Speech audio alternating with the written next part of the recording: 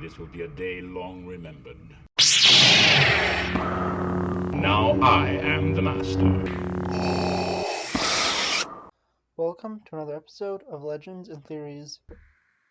And welcome to review the Pirate Ship Ambush set. This is the second to last video in my Lord of the Rings set reviews until I can get the final few sets, which are generally the more expensive ones, since I do need Orthanc, Helm's Deep, and the Helm's Deep wall set, and then the two Lake Town sets. But of all the main sets, including Polybags, this is one of the most interesting ones, and is also, with the exception of Rivendell from this year, the widest set that was in Lord of the Rings, and the widest from the original theme.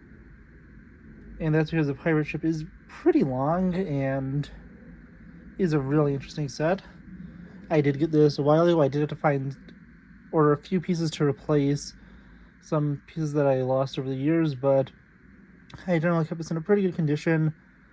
It's a really cool set that has really unique pieces. So let's start with looking at the minifigures. The first one is a Mordor Orc. This one has armor, orc sword, and an axe. The second figure of this is a second Mordor Orc. Different face print with just a large sword. The third and final of the evil characters is a Corsair of Umbar. Would have been cool if another one was included instead of a Mordor Orc, or if they just one more figure in it. It's a pretty cool figure. He has two side head printings, one more scared, one more angry. Yeah, the figure looks pretty cool and is unique to the set. We then have Legolas, who appeared in a few other sets. He has a more neutral expression on one side, a more angry one on the other. And the figure looks pretty good overall. He has his bow and arrow, and the printing looks good. The next one we have is Aragorn, and one thing with this Aragorn is I wish they did give him a different sword for Andúril. They didn't even need to make a mold. They could have used, which I used for him for now, this sword, which is, I think I got from a Harry Potter set when I was still into the theme and into Harry Potter, but I'm not really a Harry Potter fan anymore, so don't expect any reviews of those sets. But this was a sort of thing that was in multiple sets, and it, as you can see, is just a little bit longer than a normal sword, but also has this reflective material, so it looks a little different from it, and looks different enough from the swords that I think that as long as you have this one with the original theme, it stands unique among all swords and serves well as Andúril. But obviously it seems like they're going to be making a new one since we got the Shards of Narsil, and they just have to complete that design to give us Andúril with a little bit of printing on it. Aragorn's really cool and looks really nice. The final one of the three travelers is Gimli. He has both head printing as he always does, and this axe looks really cool. And I forgot to mention is with this, you could technically have it to go either way. You could have it be book accurate, where the pirates just taken out by the Oathbreakers and just have it that, or you could change it around to be at the Battle of Pelennor Fields, where the King of the Dead in the movie goes in, leads his armies to save Minas Tirith.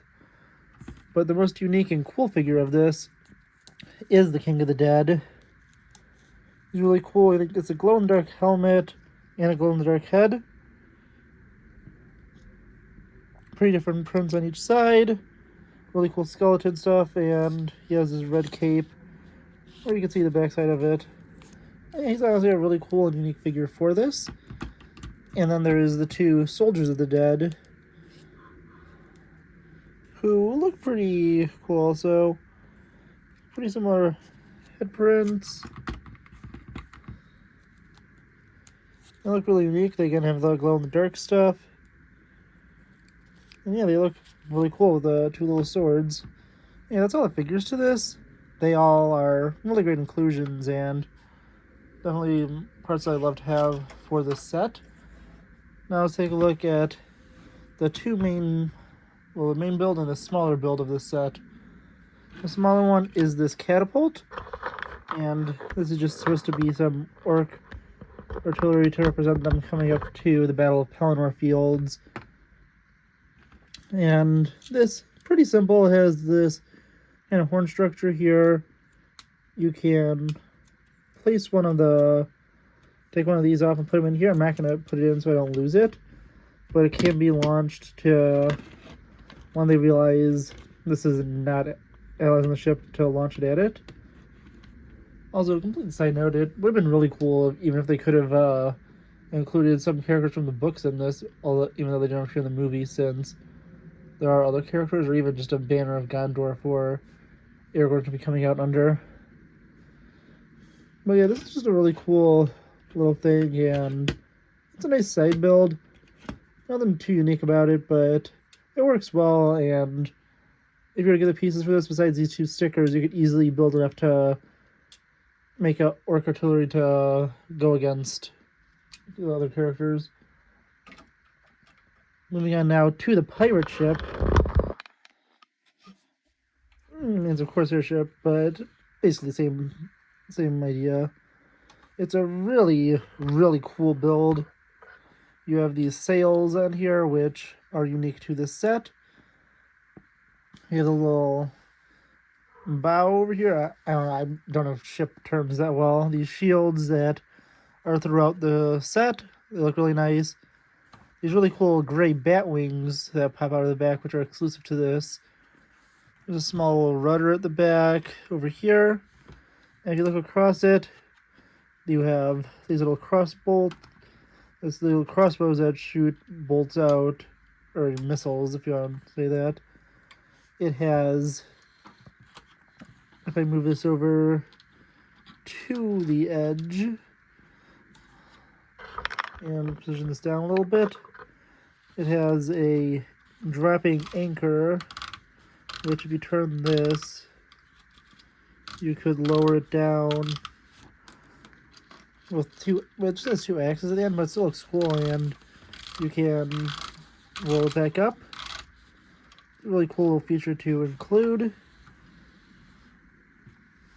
Looking throughout it, we have some interesting stuff. There's this weapons rack for the creatures to go to battle, and this key for a cell over here, which I'll show off in a few minutes.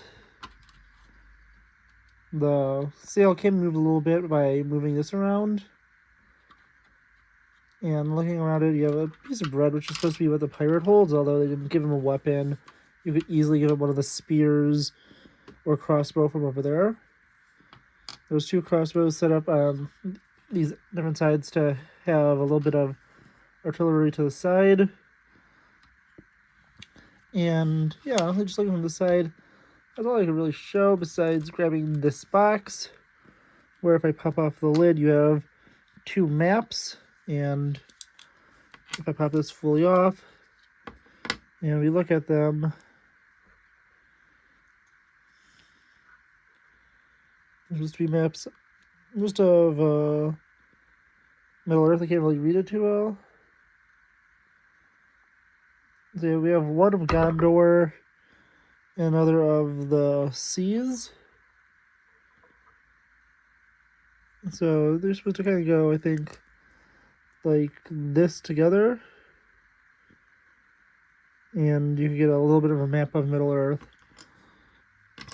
And you just simply place them back in, place this lid on with the bottles, which is kind of loose, and this on, and you just put it back in here to rest it up against this mass. And you know, there's some things you can kind of easily knock off, like this part. Some of the stuff might be a little loose because something fell on top of it. I believe I got all the pieces back, but it did knock the mass loose a little bit, so I'm not sure if I fully secured it last time. Pretty sure I did, but I just have a small problem doing the recording, no idea.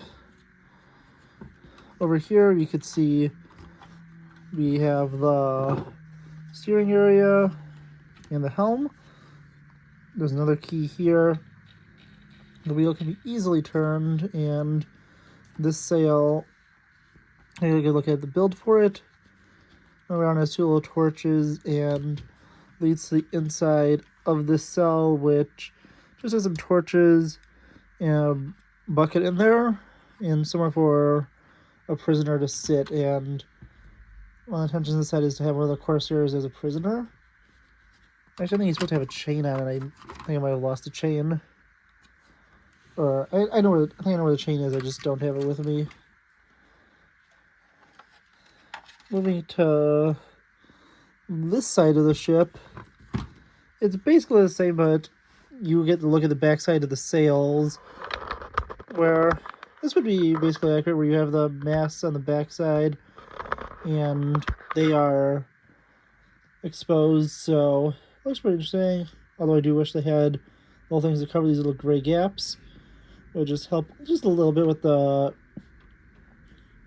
making an illusion, but it's not too bad.